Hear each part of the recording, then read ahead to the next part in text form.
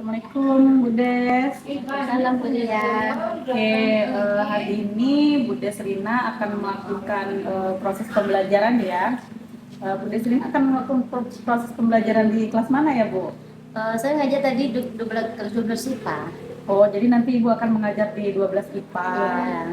Ibu ini mata pelajarannya apa ya Bu? Mata pelajaran saya fisika. Baiklah, mata pelajaran fisika. Ini Bu, sebelum melakukan proses pembelajaran, saya ingin bertanya nih, sedikit kita berdiskusi. Nanti dalam proses pembelajaran itu, tujuan pembelajaran yang akan Ibu capai pada proses pembelajaran itu tujuannya seperti apa ya Bu? Tujuan pembelajaran saya nantinya, saya kan masuk pelajaran tentang medan magnet. Salah satunya tujuannya itu siswa bisa menjelaskan tentang apa itu medan magnet. Terus siswa bisa menjelaskan nanti bahwa medan magnet itu ada dua komponennya, ada yang arus listrik, di mana pada arus listrik itu nanti ada yang kawat lurus ke arus, ada kawat lingkar, sinusoida dan teoreda. Itu rencananya saya ajarkan nanti. Wah, itu nanti tujuan pembelajaran fisika ya Bu ya. Ya. Untuk dalam proses pembelajarannya nanti tentunya ada area-area pengembangan yang ingin Ibu Des Rina capai karena dari beberapa proses pembelajaran anak-anak ada yang masih mengalami kekurangan. Jadi untuk area pengembangan itu yang bagaimana yang ingin Ibu capai? Yang ingin saya capai untuk pengembang itu adalah salah satunya bisa meningkatkan kemampuan siswa dalam bermain peran, itu menjelaskan materi yang saya ajarkan tentang medan magnet. Terus nanti ada meningkatkan pengetahuan siswa dalam mengelompokkan mengelompokkan tentang medan magnet. Nanti ada yang berarus listrik, itu ada kawat lurus ke arus, ada kawat melingkar, solenoida dan teorida yang saya ajarkan nanti. Oh, berarti nanti lebih terfokus untuk mengembangkan area kognitif, keterampilan, khususnya dalam anak berdiskusi ya. Ya. Jadi untuk mencapai itu, strategi apa yang Ibu pakai agar anak-anak bisa mengembangkan kognitifnya? Strategi yang saya persiapkan yaitu untuk pengembangan yang saya capai itu menerapkan pembelajaran berdiferensial ya, untuk memenuhi kebutuhan belajar siswa yang beragam ya, yang meliputi diferensiasi konten, ada proses dan produk, dan juga mendampingi dan memberikan bimbingan kepada setiap kelompok untuk menghasilkan produk sesuai diskusi kelompok. Bagus sekali strateginya ya Bu. Semoga strategi Ibu bisa dapat dilaksanakan sesuai dengan yang sudah Ibu susun dalam RPP, dan area pengembangan yang Ibu capai akan terkembangkan dan sesuai dengan pembelajaran. Kalau seperti itu, baiklah, marilah kita mulai observasi di kelas, khususnya di kelas 12 IPA. Oke, kalau begitu terima kasih Bu Des Rina atas waktunya. Semoga nanti pembelajarannya berjalan dengan sukses. Terima kasih. Assalamualaikum warahmatullahi wabarakatuh.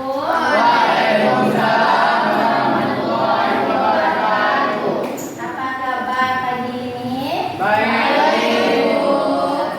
Dan sebelum kita ke pelajaran kita, baiklah kita berdoa dulu. Silakan kelas. Siap, gerak, berdoa mulai.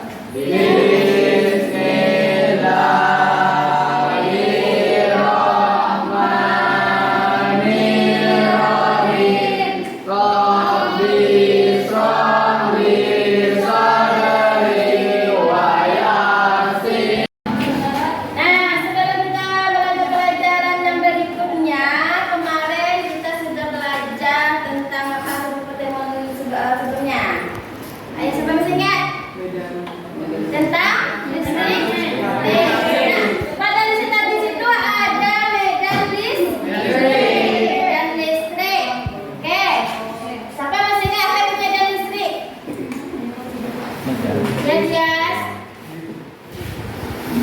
Medan listrik adalah ruang di sekitar benda-benda bermuatan listrik, di mana di setiap titik bermuatan listrik yang berada di dalamnya mengalami gaya elektrostatis. Nah, itu tentang medan listrik, yaitu ada hubungannya tentang pelajaran kita hari ini, yaitu tentang medan magnet.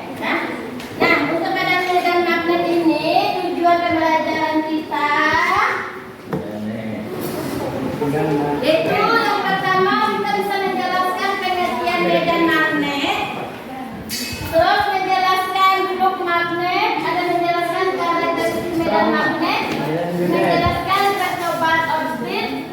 Nah, pada medan magnet itu ada induksi magnet, itu ada kawat lurus berarus listrik, ada induksi magnet sekitar atau melingkar, ada selenida, dan ada juga untuk solida berarus. Nah, di rumahnya kamu masing-masing di rumahnya ada tugas tak?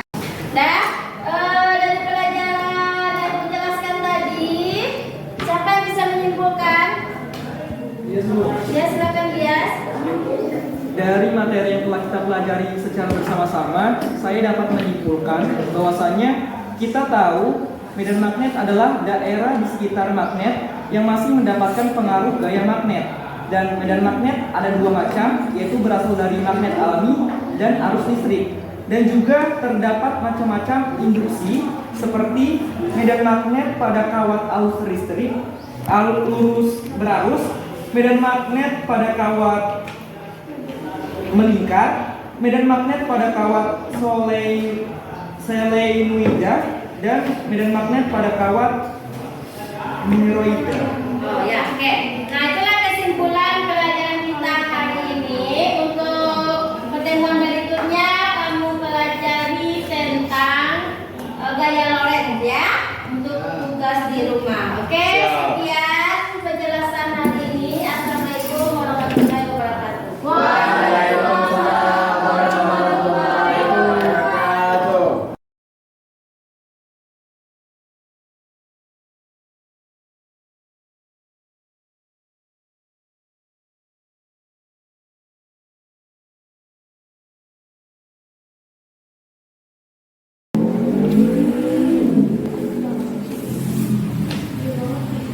Baiklah, Assalamualaikum warahmatullahi wabarakatuh. Waalaikumsalam warahmatullahi wabarakatuh. Selamat pagi Bu Desrina. Selamat pagi Buya. Maaf mengganggu waktunya.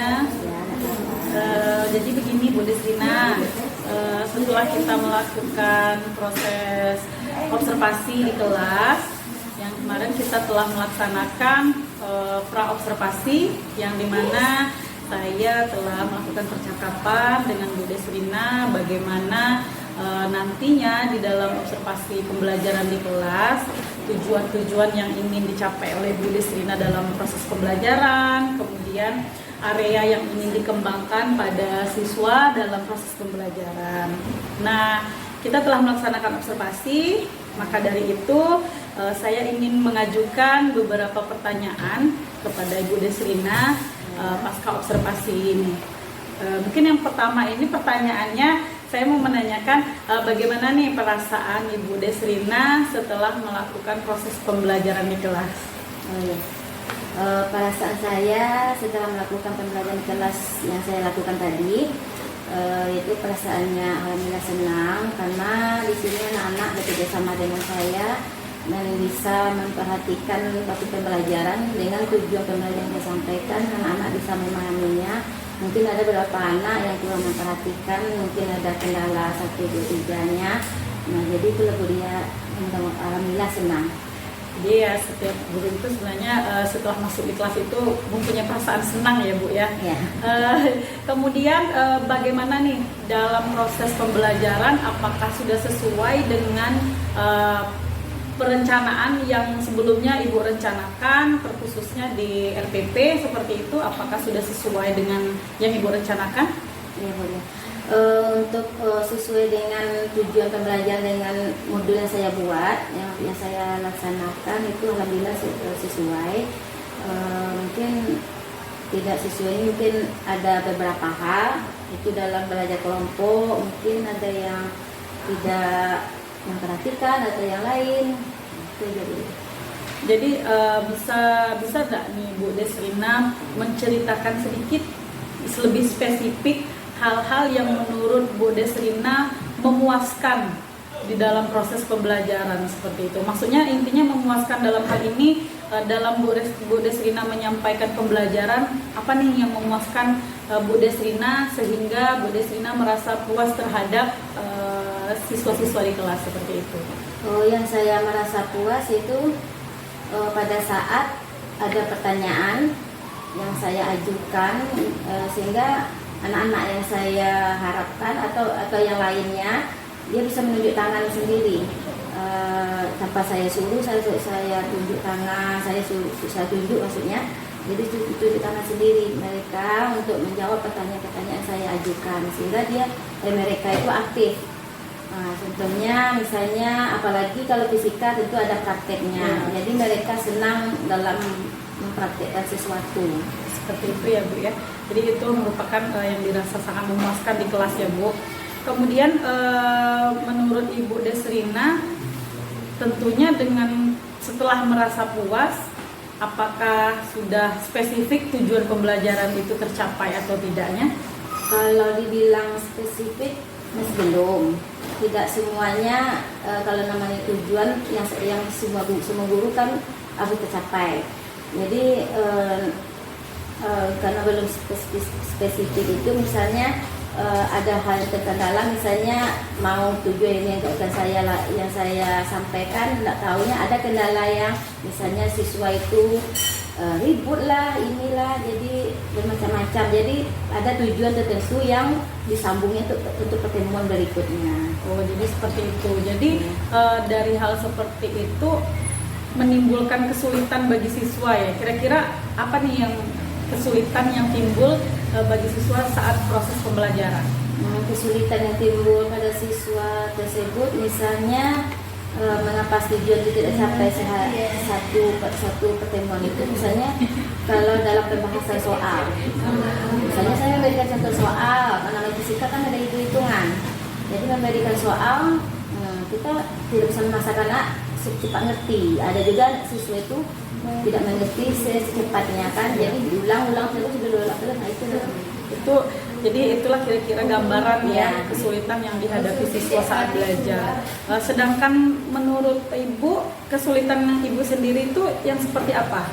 Kalau kesulitan bagi saya yaitu seperti misalnya mungkin karena ada pengelolaan kelas yang misalnya kurang, itu kan misalnya mungkin ada anak 1, 2, 3 misalnya ribut di belakang atau apa, jadi gurunya ada suaranya kecil, jadi itu kendalanya jadi.